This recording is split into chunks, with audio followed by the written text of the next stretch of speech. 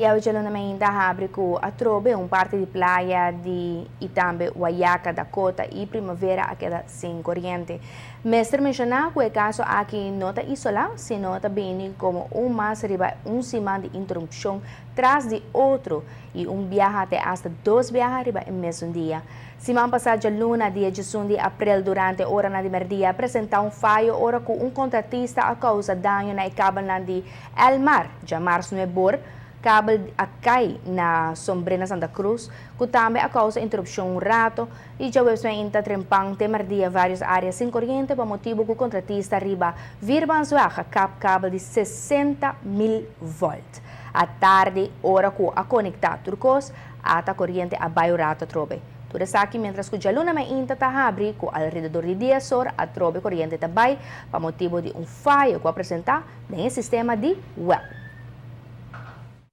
Nós está lamentar é sucedido também.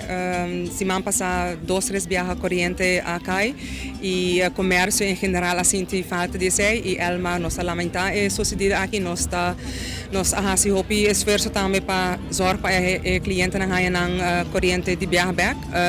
Nós sabe que essa aqui está causa irritação seca o povo de Aruba e nós sabe também que o comerciante não é perda de entrada e tem mais consequência na hora corrente vai, pero vez mais nos desculpa, nós também está fazendo tudo nos best, nós temos técnico não que de viaje tá riba caminho para aqui com a mestre hasi, para zorgar também para não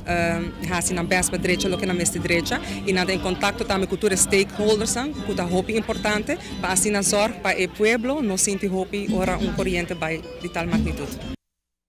Elmar está fazendo tudo o qual está dentro do seu alcance para evitar mais de casos na dor de supervisar e trabalho na minha, não obstante que o mês não está envolvido no projeto. É aqui para evitar que o cliente não está perjudicar e de certa forma está prejudicar a entrada de Elmar também para sobrar mais corrente vai menos o consumo. A companhia de distribuição assegura que o falho aqui está fora de Namang.